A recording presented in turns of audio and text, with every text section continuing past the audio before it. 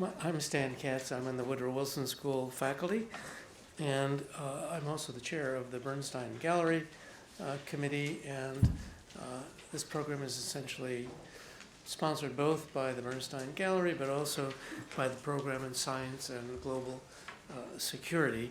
But I would like to introduce the curators, and I can't pick them out right now, but Mary Hamill, and where are you? And where are, yeah, okay, thank you very much.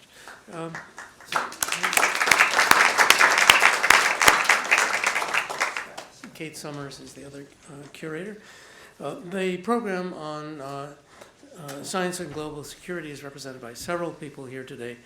I'll simply mention, I should say that it's part of the Woodrow Wilson School. It's carried out technical research, policy analysis, education and training in nuclear arms control, disarmament, and non-proliferation for more than 4 decades. And I think a lot of people in this room know about the remarkable work that this group has done.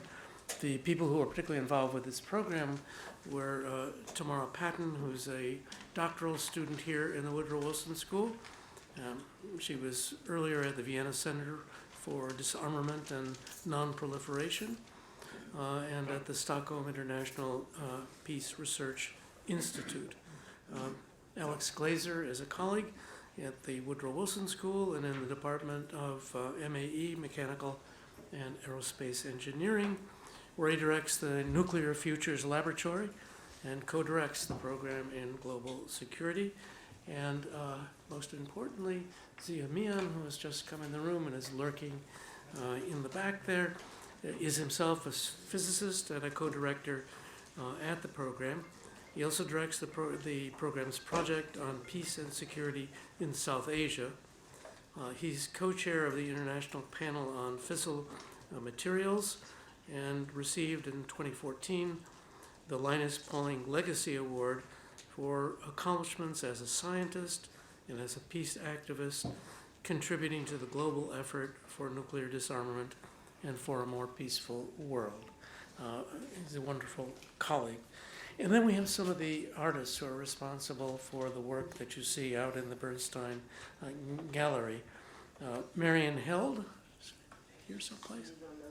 She's on the way, okay. She's a multimedia artist whose solo shows include the Hunterdon Art Museum, the New Jersey State Museum, and the Elizabeth Foundation for the Arts.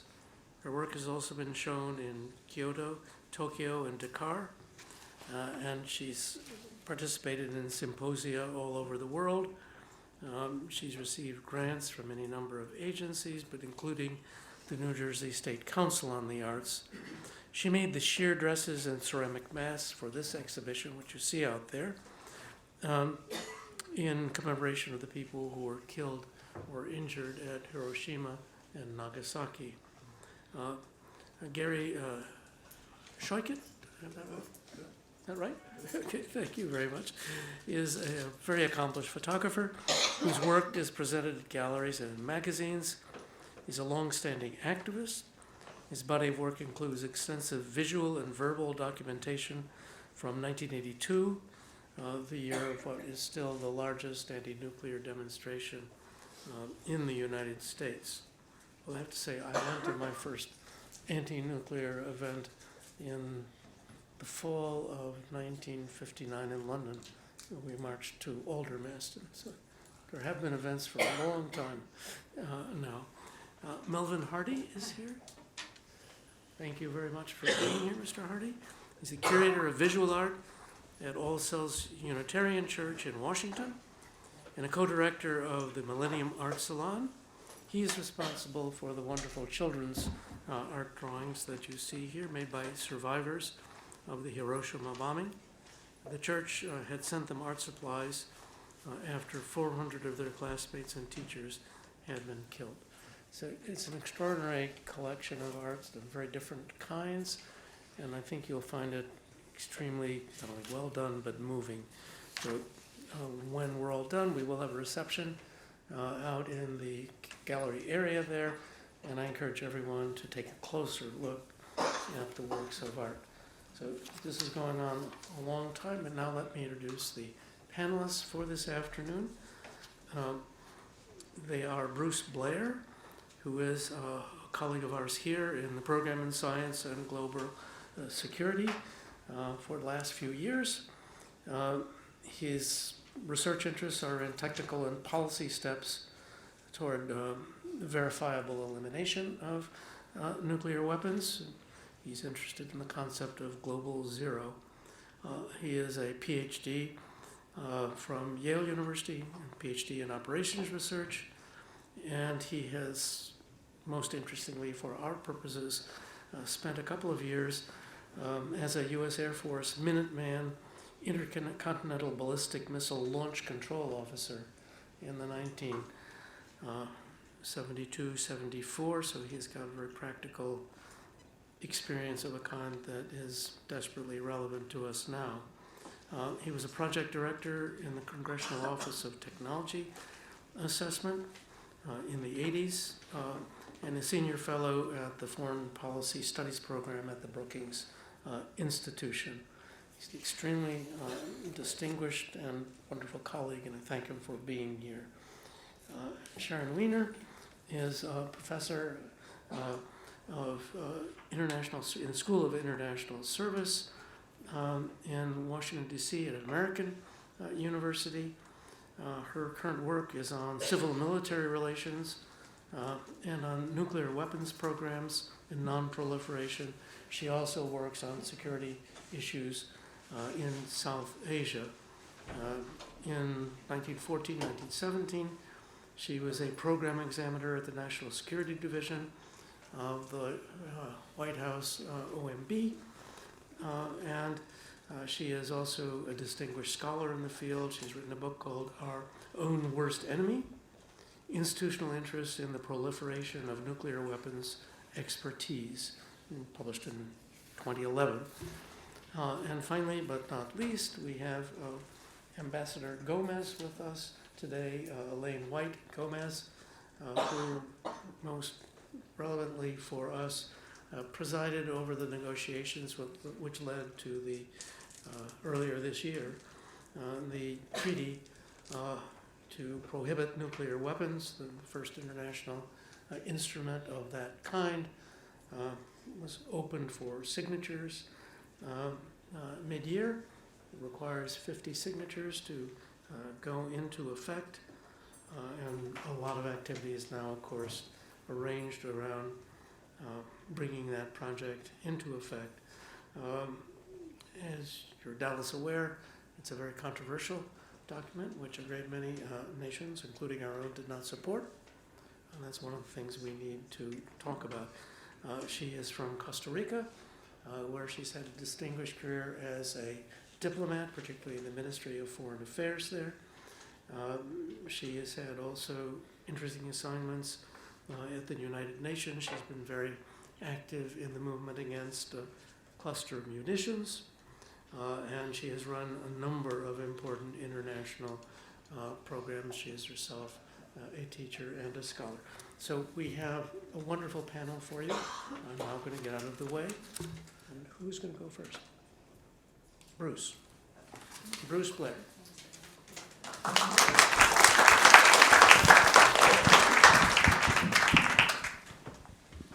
Thank you very much, Stan, and welcome everyone. It's really wonderful to see so many people come out for this, and I wish everyone had a seat. I apologize for that, but I'll try to be brief and as painless as possible. My assignment is to cover the, is it okay?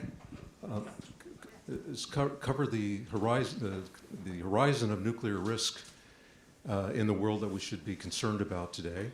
My job is basically, I think, to convince all of you that these risks are essentially unmanageable short of the elimination of nuclear weapons, which is the segue for a discussion on the ban treaty.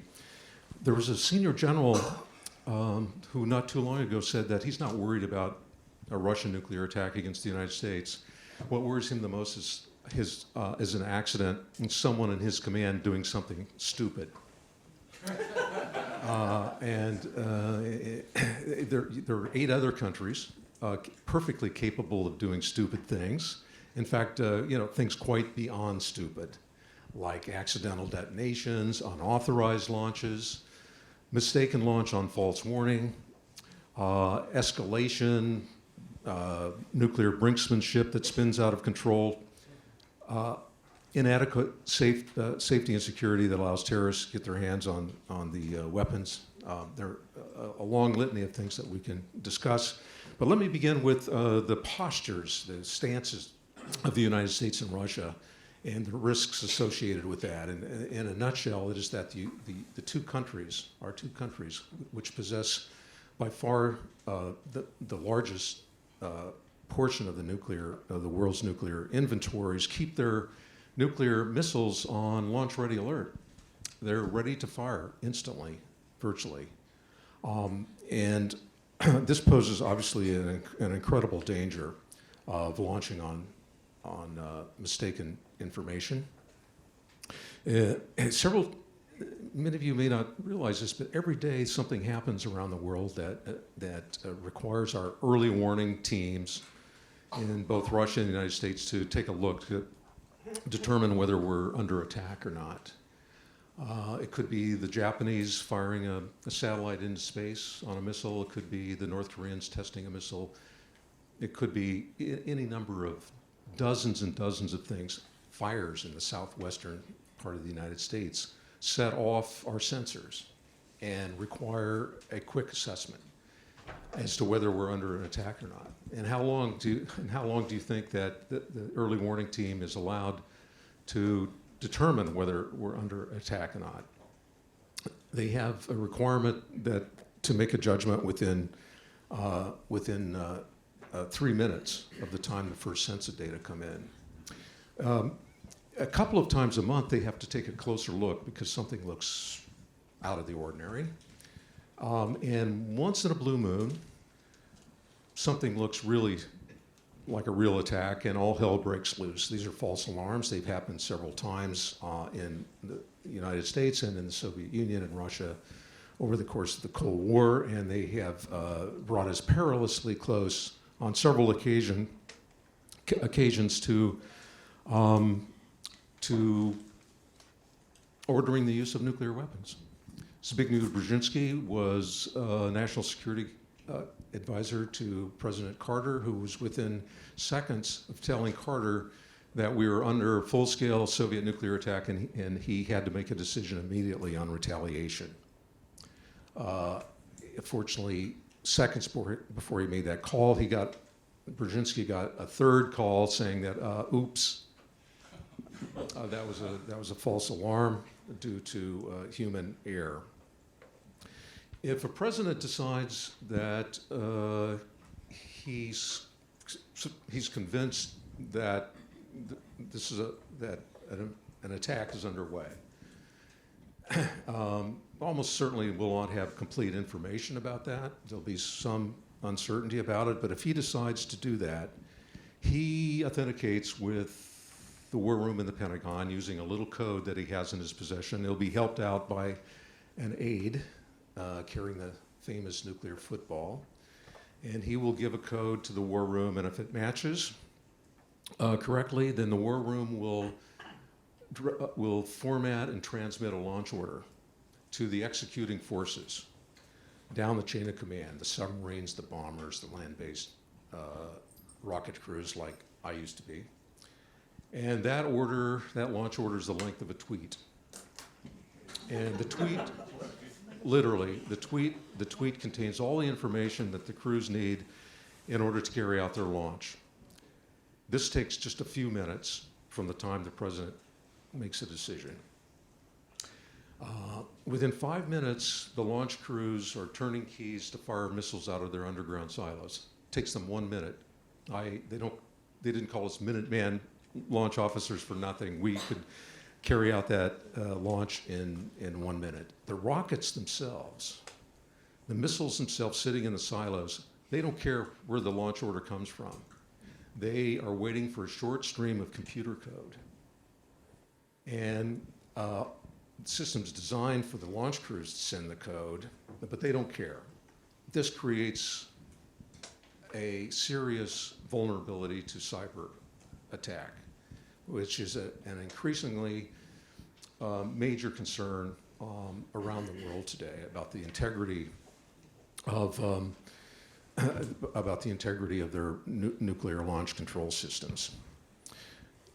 Do you know that we buy, in our critical nuclear command and control systems, we buy off-the-shelf equipment and software from China and other places, and that we cannot guarantee that this critical equipment is free of malware?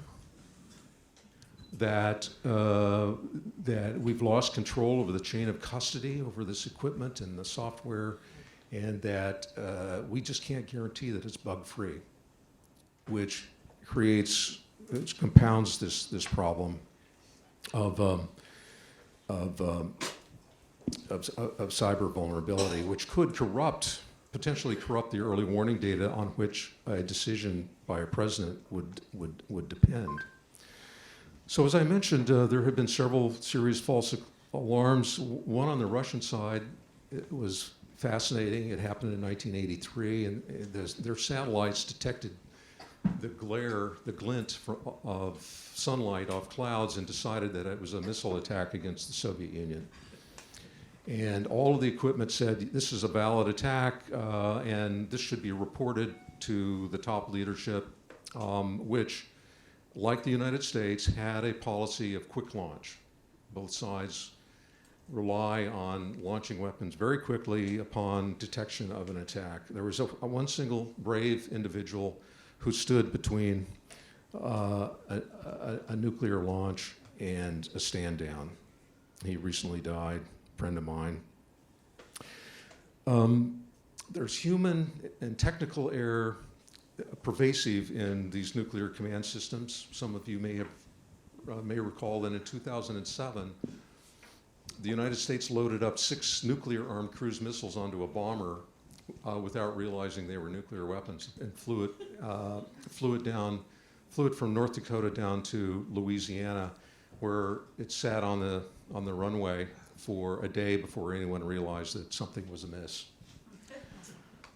During the early period of the nuclear era, there were, this is between 1950 and 68, at least 1,200 U.S. nuclear weapons involved in incidents of varying degrees of severity.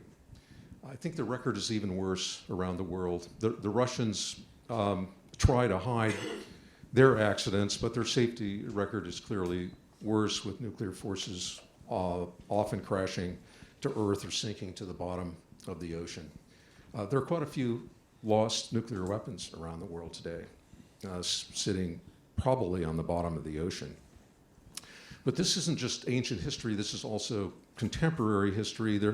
Between 2009 and 2015, there were 1,300 so-called dull swords just in the US Air Force alone, which refers to an incident involving nuclear weapons.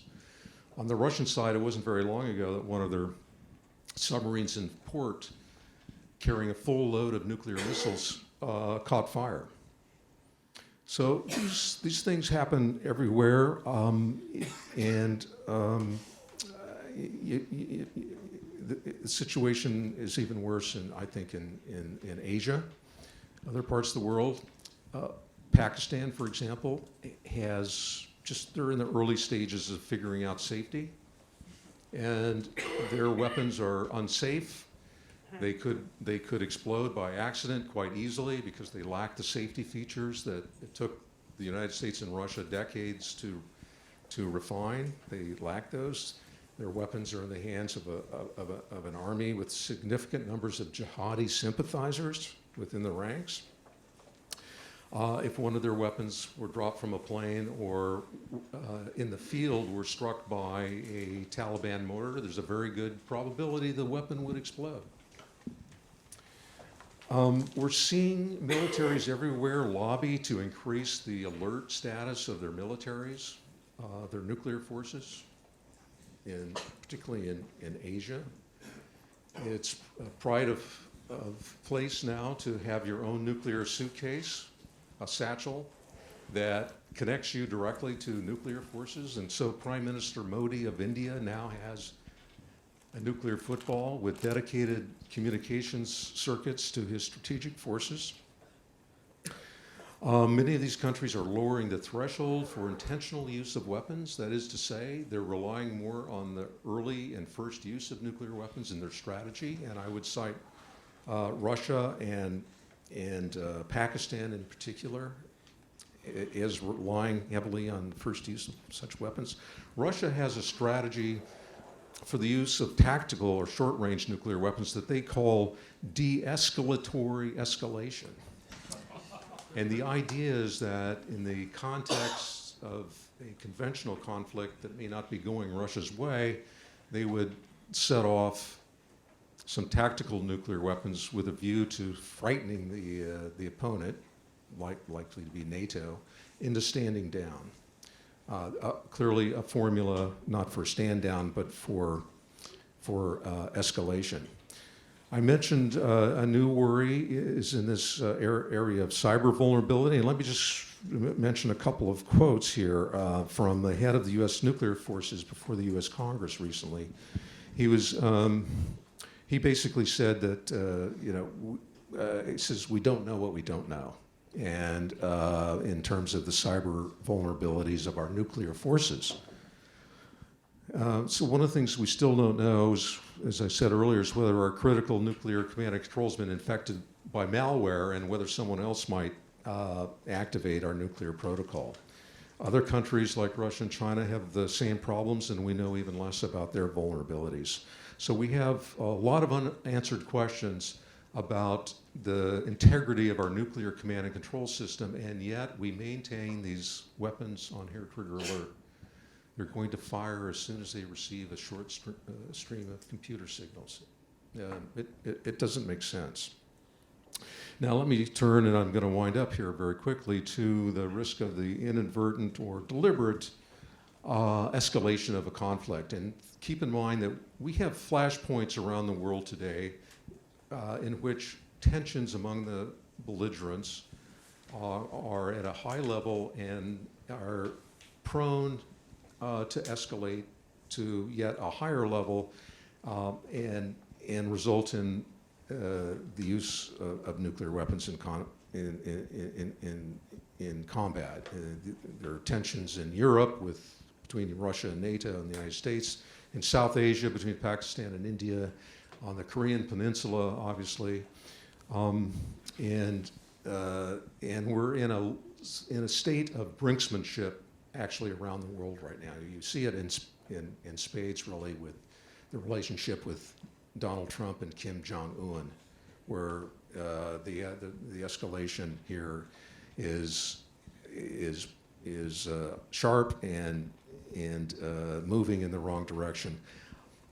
This has happened many times in the past. I once personally participated in nuclear brinksmanship when the United States wanted to send a message to Leonid Brezhnev of the Soviet Union not to intervene in support of the Egyptian army, which had been encircled by the Israelis during the Yom Kippur War of 1973. I happened to be on alert in an underground missile silo at the time, and I and one other young man had the responsibility to fire up to 50 intercontinental ballistic missiles aimed at the Soviet Union and China. We received a message telling us to prepare to fire those weapons. We popped out of our chairs, opened our safe, pulled out the launch keys and the launch codes, set them down at our consoles, and strapped into our chairs to brace for an imminent nuclear explosion from a nuclear war in the event that this escalated. Of course, in our early 20s, we didn't have a clue what was going on. But it seemed, we had an adrenaline rush. It seemed very, very serious to us at the time. The idea here was to tell the Russian leaders that they better back down or face an escalating risk of nuclear war, really caused not so much by a premeditated attack by the United States as by events spinning out of control. So there's a lot of attempt to manipulate risk in the context of a crisis, and often leaders really don't know how to do that without without escalating to dangerous levels. This is ongoing, as I said, around the world. There are over 100 intercepts of Russian airplanes in the Baltic area alone every year since 2014, when the Russians grabbed Ukraine and Crimea. And so we are witnessing every day very dangerous encounters between the forces on each side. Not too long ago, the Russian interceptors chased one of our spy planes into Swedish airspace. A plane that was very similar to one that was that the Soviets thought was spying on them in the Far East in 1983, and which got shot down by the Russians in the context of the tensions of the 1983 period, which were tense times.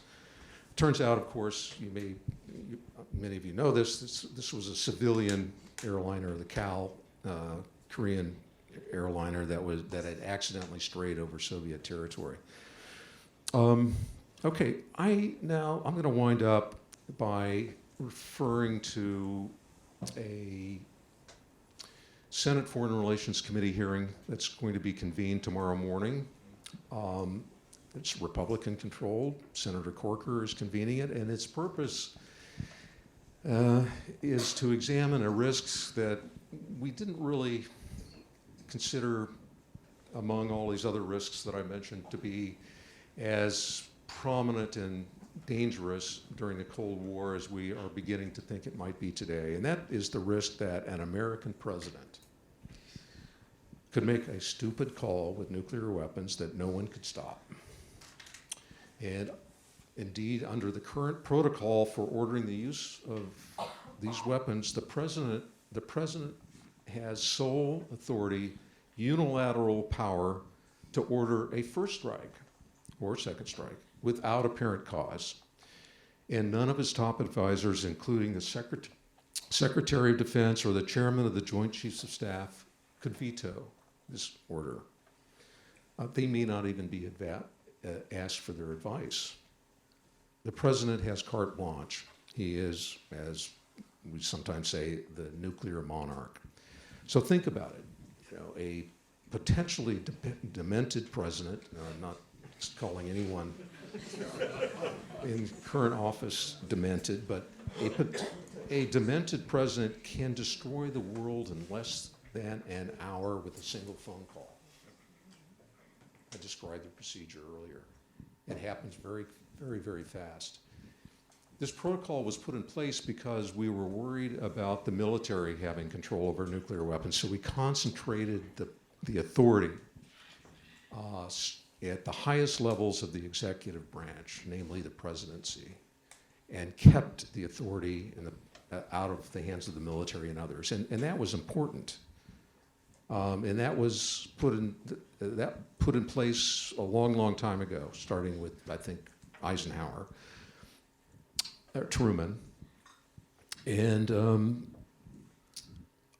but it's got a downside, and sort of the flip side of that virtue, which is that it creates, because of the concentration of power and the speed of this protocol, it creates an opportunity for a president to railroad the nuclear forces and commanders into carrying out a misguided command and carrying it out within just a matter of a few minutes.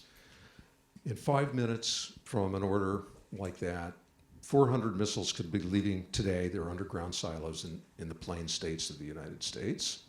And 10 minutes later, 400 warheads could be leaving the tubes of submarines on patrol in the oceans. That's roughly 800 weapons that could be fired.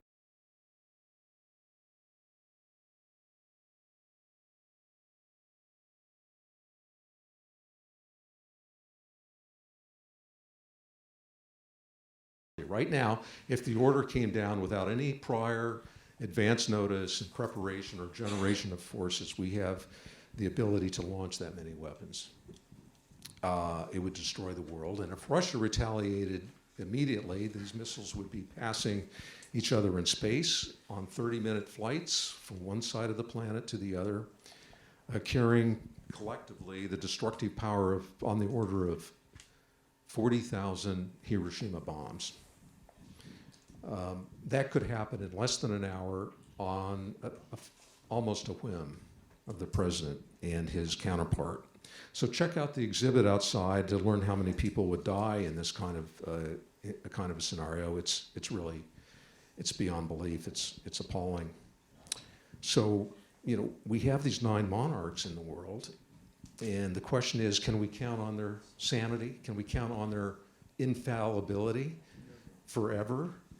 And, Donald Trump, Kim Jong-un, Vladimir Putin, the list goes on, and their successors. Can we believe that these weapons won't be used eventually? I think clearly no. And just one weapon could kill 1 million people. Check out the exhibit again.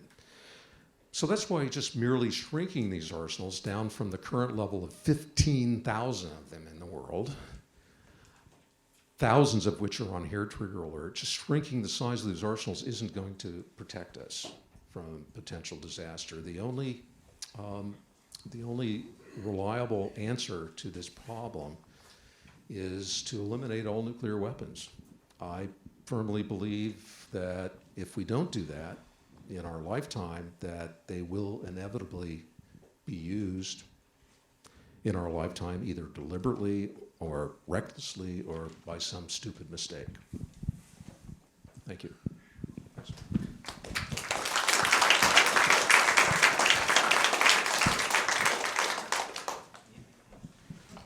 You depressed yet? Give me a minute, you will be. Bruce has talked about a system of weapons that can be launched with the decision of one person or by accident, that are sometimes flown around the US without anyone's knowledge, where there are accidents and where we routinely use them to engage in brinksmanship. And the good news is we're planning on doing this for a very, very, very long time. So I'm going to talk today about the plans to modernize the US nuclear arsenal, provide a few details about those plans, talk about why the cost associated with them is very much a floor and not a ceiling, and then talk a little bit about what can be done to help stop this process. Okay.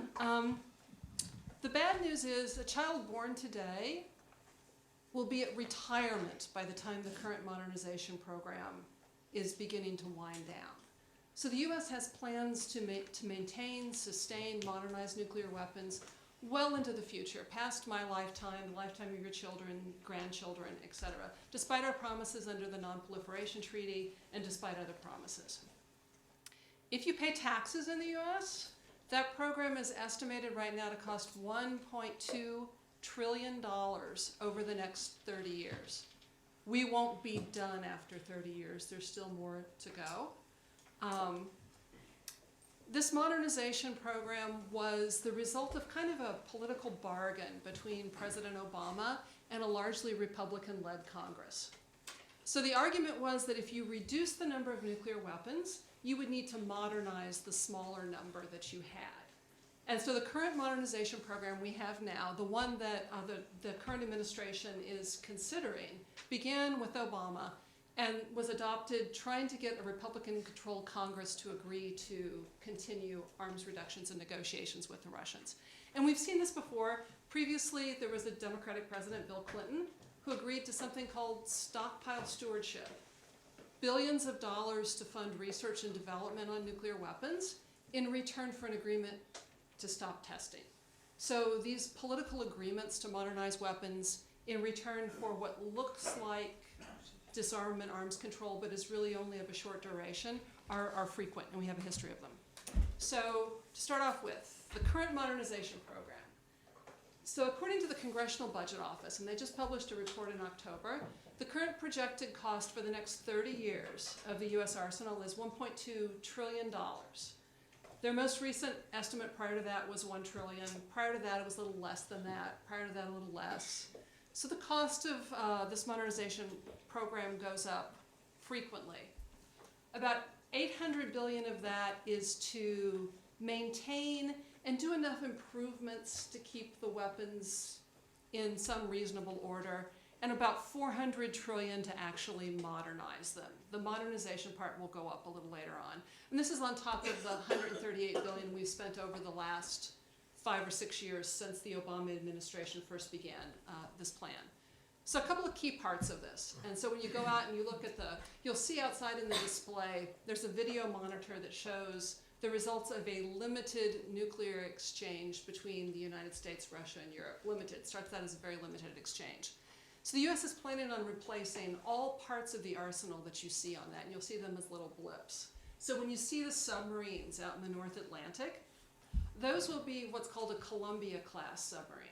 So we're replacing our current class, which is called the Ohio.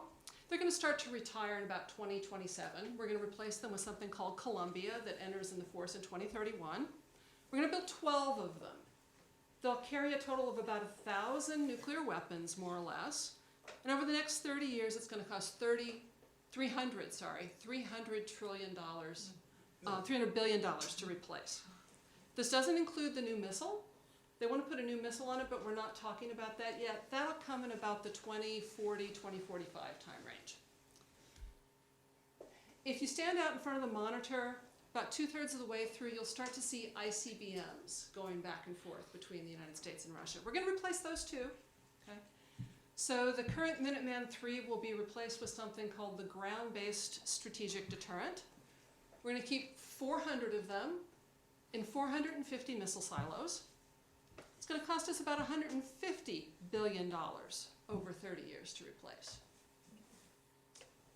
At the start of the game on the display, you'll see bombers. Well, not to leave out that part, we're going to have a new nuclear bomber too. It's called the B-21 Raider. We're going to build between 100 and 200 of them. The Air Force hasn't quite said how many. They say at least 100, but really would like to have 200 of them. They'll cost about right at $300 billion over 30 years. And each of these weapons will carry a nuclear warhead on it. Not to be left out, we're going to modernize those too. So almost all of the warheads in the US arsenal will undergo what's called a life extension program. And this is based on the argument that there are things in the warheads that are degrading over time, and that to make sure they work exactly as we anticipate them working, we have to modernize them and in some cases change them slightly. And there's a whole suite of these things. And as I said, every warhead in the arsenal today, except for one, which is being retired, will be modernized. We're currently starting with what's called the B-61, which is a bomb drop from aircraft. But we're going to modernize cruise missiles. We're going to modernize cruise missile warheads. We're going to modernize the warheads on submarine-launched ballistic missiles. And then about 30 years from now, we're going to start producing something called the interoperable warhead. So this is a warhead that will fit on both ICBMs and submarine-launched missiles. And we're going to make 3 different varieties of those. And the last one of those won't come into the arsenal until close to 2060 or 2070. So a long time in the future. So the Congressional Budget Office has currently concluded this is going to cost $1.2 trillion. And as you're listening to this debate, I'd like to offer a few things that you can keep in the back of your mind that suggest why this is probably not the cost, and indeed is most likely a floor for what costs would be. So number one, many of the systems we currently have in the arsenal were built some time ago. We haven't made them in decades. ICBMs, 1980s, most recent one? So it's been a long time since we've made these things.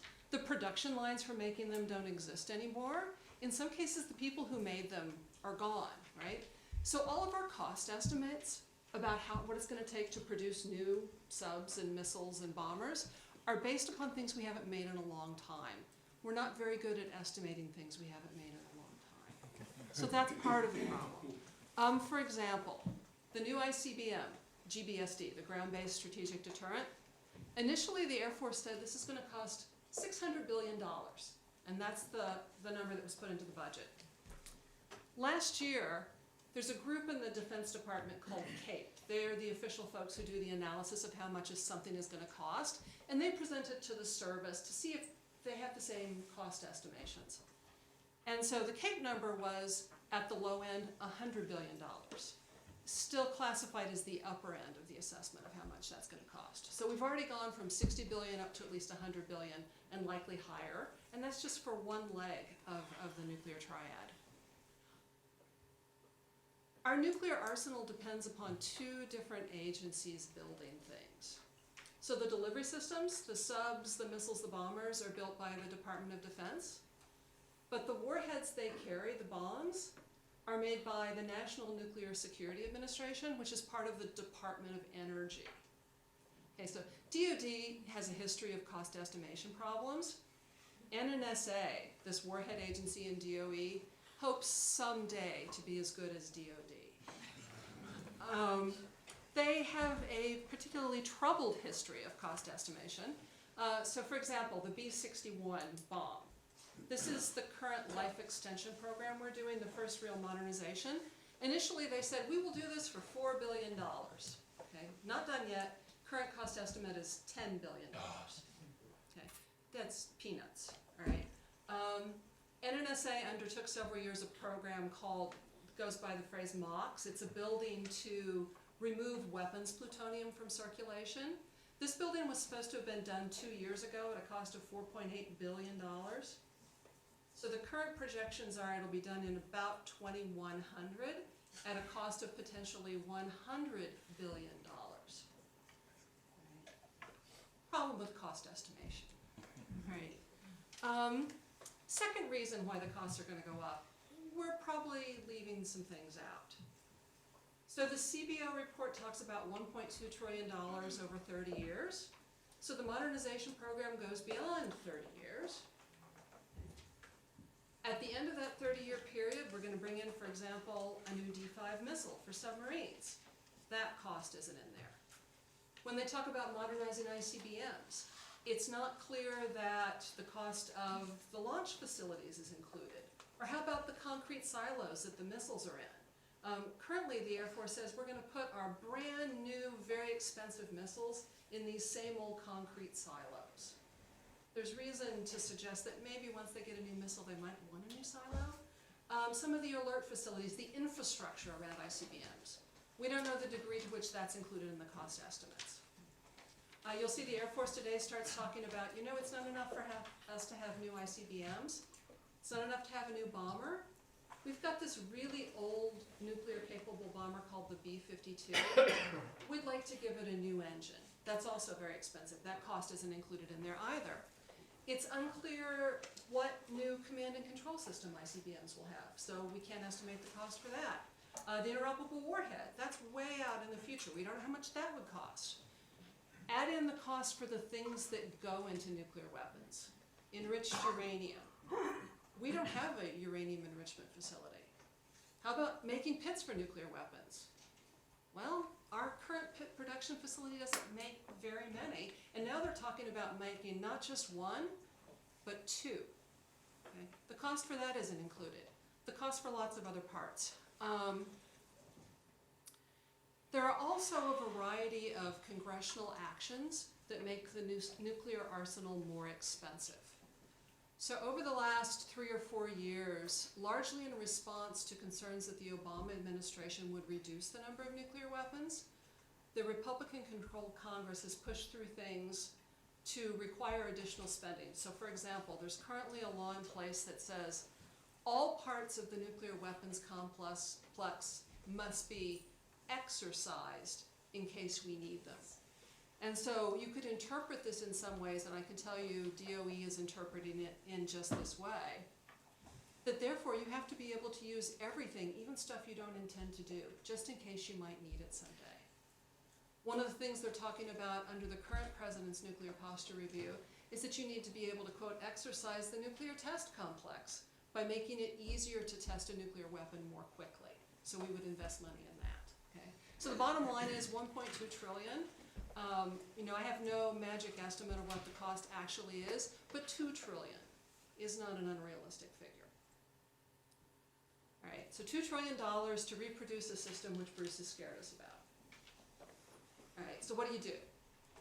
So the good news is, so far, most of the money that's actually been spent on this modernization program is small. It's about 10% of the total cost, and we're only at the beginning of in the R&D stages for almost all of the programs.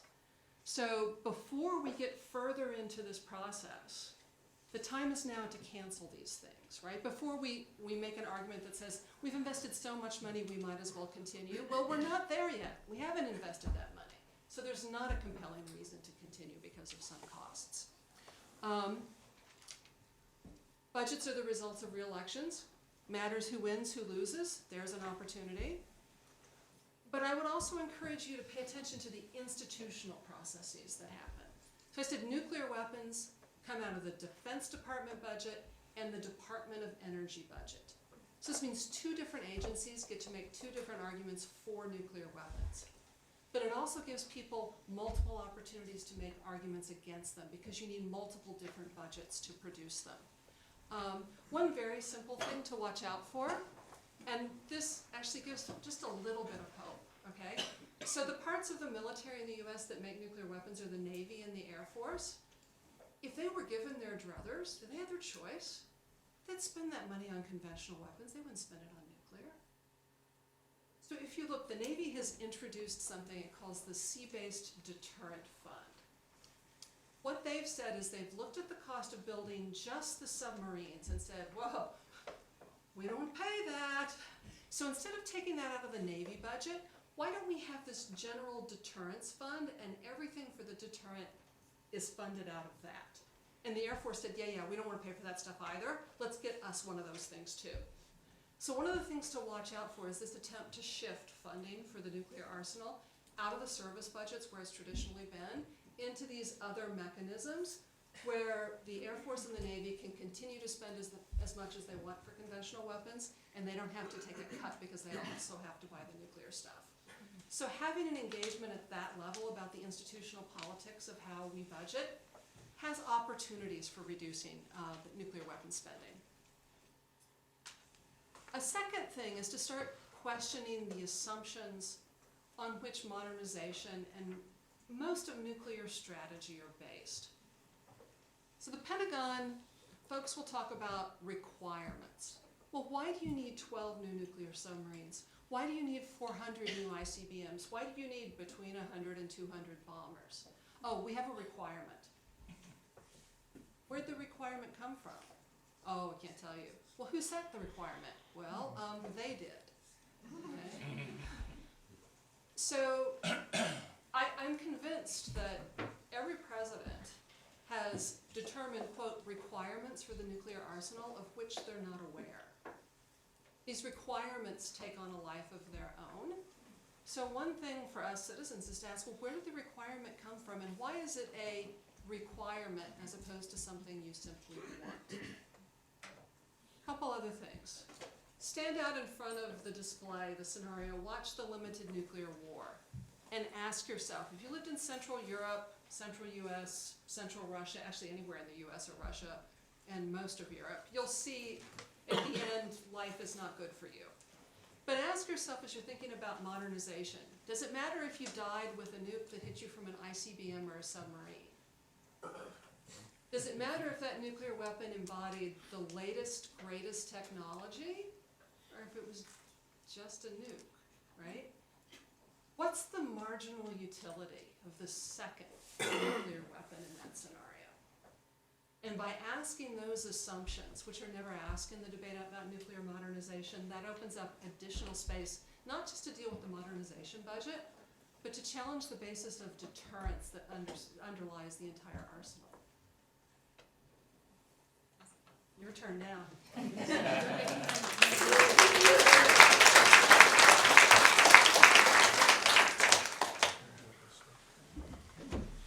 Thank you. I don't know about the audience, but you have repressed me.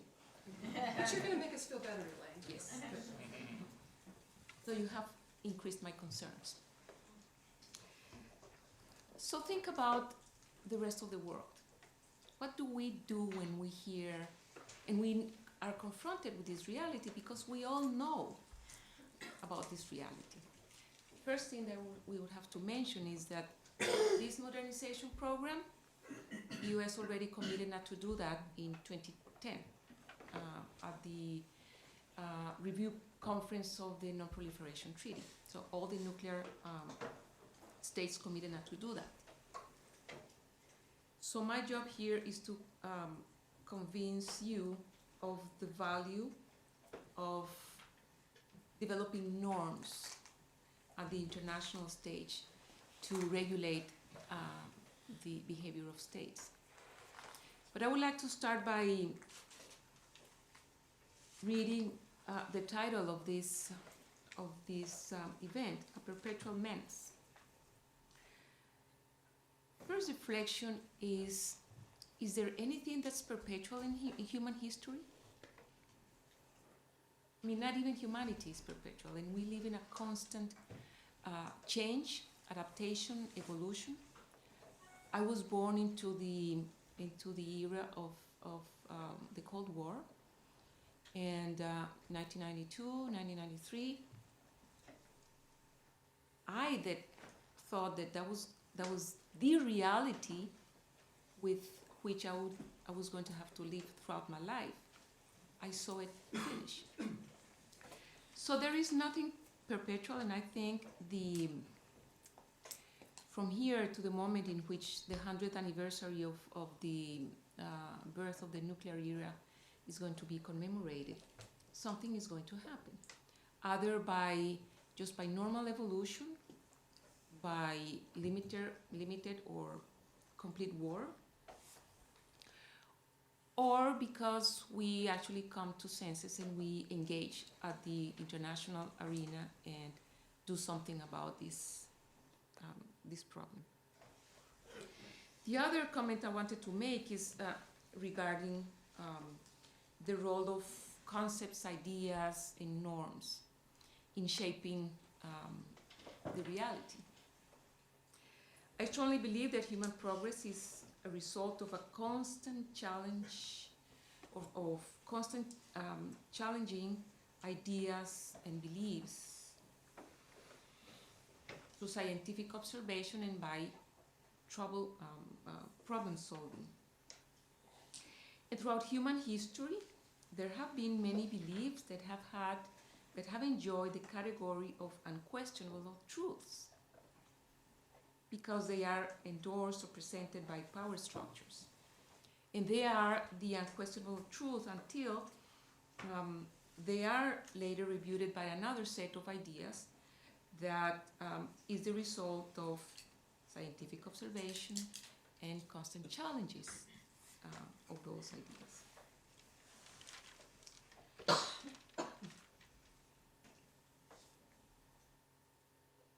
So, what do you think, again, the rest of the international community does or can do when listening to this state of affairs? Do we just accept the reality and say, well, we have to accept the realism of international relations, and we just wait for annihilation? Or we actually exert our agency and our responsibility towards ourselves and our children and future generations, and do something about it. The first thing that we have to do, and that we actually do, is to raise our voices and say what we think about what is going on. The second way in which the international community can react or can respond is by creating responses in the form of norms, institutions, or regimes to regulate this reality and to actually try to change that reality. And that is the reason why we saw the adoption of the Treaty on the Prohibition of Nuclear Weapons this year on September, on July the 7th. It is a great historical milestone after 70 years after the first use of a nuclear bomb in war times. But it is more than that, it is a process, because we are thinking about a process, we are thinking about an evolution. So the first thing that we have to think about the Treaty on the Prohibition of Nuclear Weapons is that the first call to prohibit nuclear weapons came the very day that they were used in Hiroshima and in Nagasaki by the International Committee of the Red Cross. The prohibition of nuclear weapons responds to one of the founding aspirations of the international community that was born with the UN Charter that regulates the use of force among nations, but also regulates the use of power among nations and between those who rule the countries and their citizens. Because the exercise of power has to be ruled and has to be limited by the existence and exercise of the human rights of populations. Therefore, every single regime and every single government is responsible towards its own citizens, but also towards the rest of the international community and towards the future generations.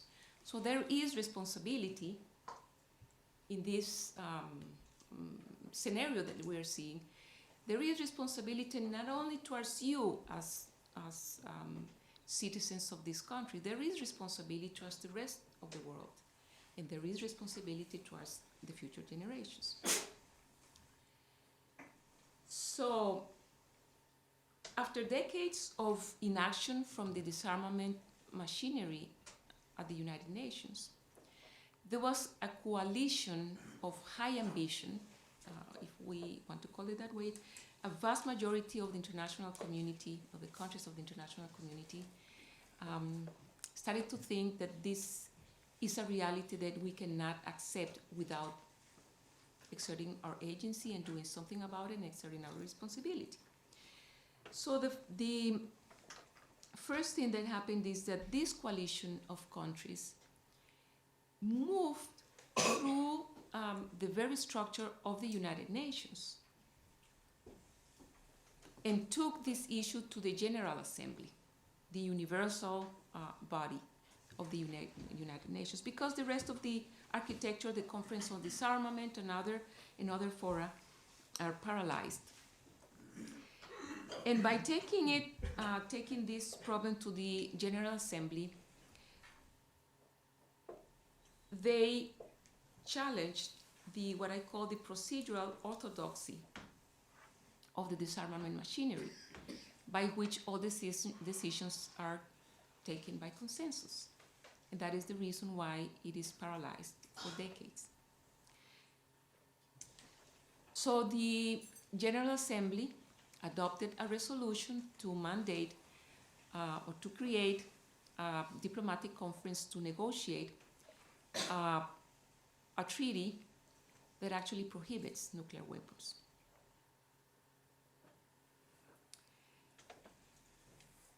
And this prohibition comes to challenge the orthodoxy, this unquestionable truth that has shaped the international security environment for 70 years, that the existence of nuclear weapons is required because of the situation, because this is a very dangerous world, as I heard before, and that they are a source of security for some nations. So the Treaty on the Prohibition of Nuclear Weapons departs from a completely different angle. It departs from science, and the science that has estimated what the exact impact would be of the actual use of nuclear weapons.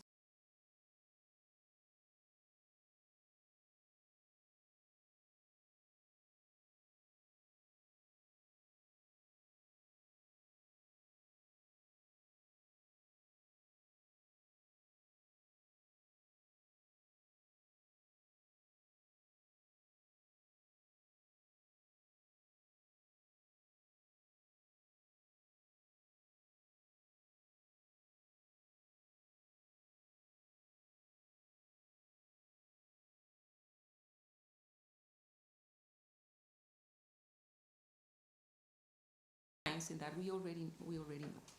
So that point of departure has taken us to link the possession and the existence of and use of nuclear weapons to other parts of the international architecture. And we have found, for instance, that the possession and potential use of nuclear weapons contradicts the norms developed, norms of customary law, but also in treaty law that have been developed over the decades to regulate the conduct of hostilities. And to state that the use of nuclear weapons as any other weapon of mass destruction causes superfluous injuries and unnecessary suffering. And it is codified in international humanitarian law that the right of the parties to an armed conflict to choose methods or means of combat is not unlimited. It is limited by what? It is limited by international law, and it is limited also by the inherent nature of human beings, of respecting and identifying the inherent value of human beings. Because there is an ethical question, and there is an assessment. When you make a decision to use a nuclear weapon, you are actually making a decision that those populations that you are going to kill do not have the same worth as human beings as you.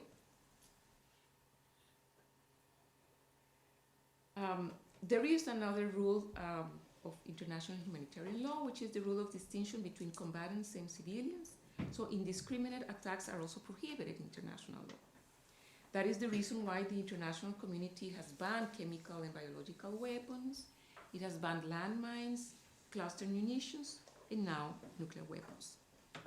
But it also, the Treaty on the Prohibition of Nuclear Weapons builds the links or the contradiction between nuclear weapons and international human rights law, international environmental law, development law, and all the body of knowledge that deals with the rights and the conditions of indigenous peoples, women, and girls. So there is in the Treaty on the Prohibition of Nuclear Weapons an inherent rejection of nuclear weapons as a legitimate instrument of international security and international policy, and on the contrary, it considers that the existence and use of nuclear weapons, and the very existence of nuclear weapons, is a source of international insecurity and risk rather than a source of security. It therefore challenges the very foundations of nuclear deterrence, and this is the reason why the treaty prohibits to develop, to test, to produce, to manufacture, to acquire, possess, stockpile, use, or threaten to use nuclear weapons. But at the same time, the treaty has created a bridge for countries, nuclear armed countries, to become state parties to this treaty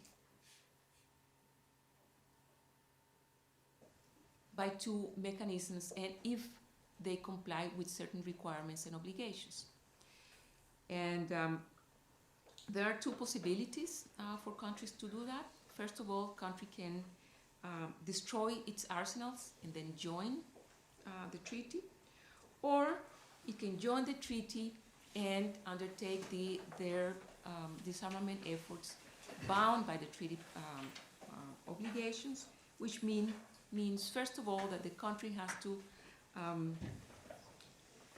de-alert their nuclear weapons and start their elimination by means of a verified by means of a plan for the verified and irreversible elimination of the nuclear arsenal that has to be submitted to the meeting of state parties and later approved by the Conference of State Parties. The treaty also has included provisions to provide international assistance, victim assistance, and environmental remediation when there has been damage by the use of nuclear weapons. And the treaty also provides and builds an institutional structure, that is the meeting of state parties, to engage with the rest of the international community to build the necessary mechanisms for these proposals to be operationalized. The treaty also contemplates an obligation for the countries that sign to engage with non-member states to convince them to disarm and to join the treaty, or to join the treaty and then disarm.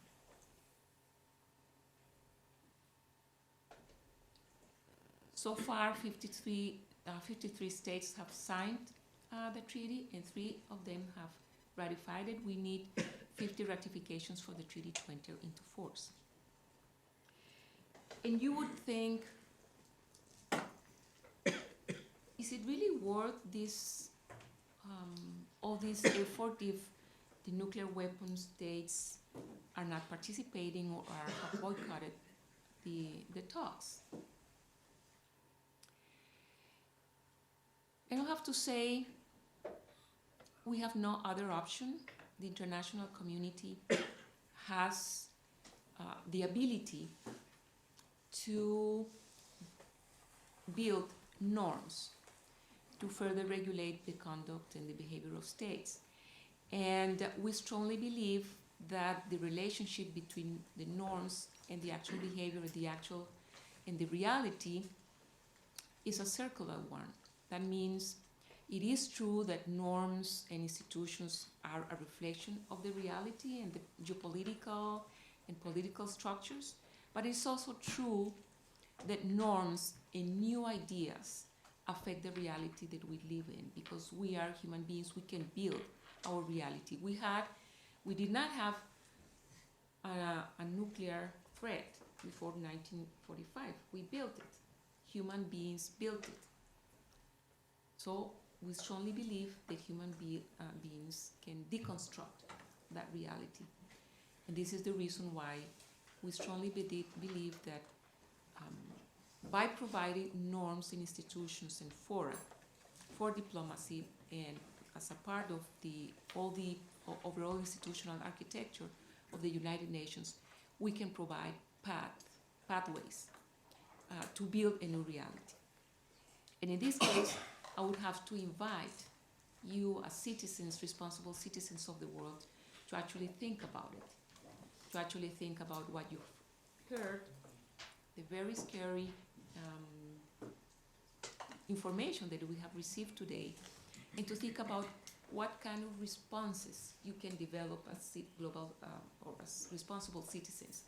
We strongly believe that the Treaty on the Prohibition of Nuclear Weapons is a response from responsible citizens of the world in trying to curb or to respond to a reality that if we don't do anything about, we will just be as responsible as the ones that have created it. Thank you very much.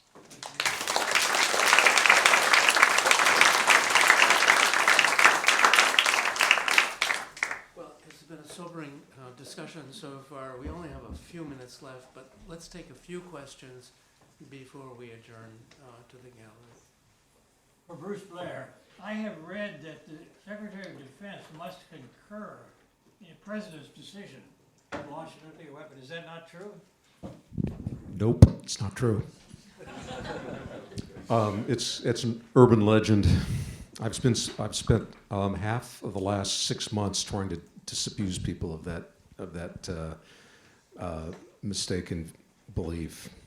There is no one in the chain of command that has authority to stop the president. In fact, one of the prominent proposals to thicken the protocol in order to strengthen checks and balances is to put the Secretary of Defense back into the nuclear chain of command, require him to certify that the order is a valid order from the president. And I also think that there should be another person. We're talking about the first use of nuclear weapons here. And there should be another figure in the picture, and that I think should be the Attorney General. I don't, like the current. I mean, you gotta live with the cards you're dealt, and right now the lineup is not very, very inspiring with Jeff Sessions in that role. But in general, that the Attorney General should be required to certify that the first use of nuclear weapons is justifiable self-defense under international law, Article 51, and in the law of war. But right now, there's no one standing between the president and the nuclear forces.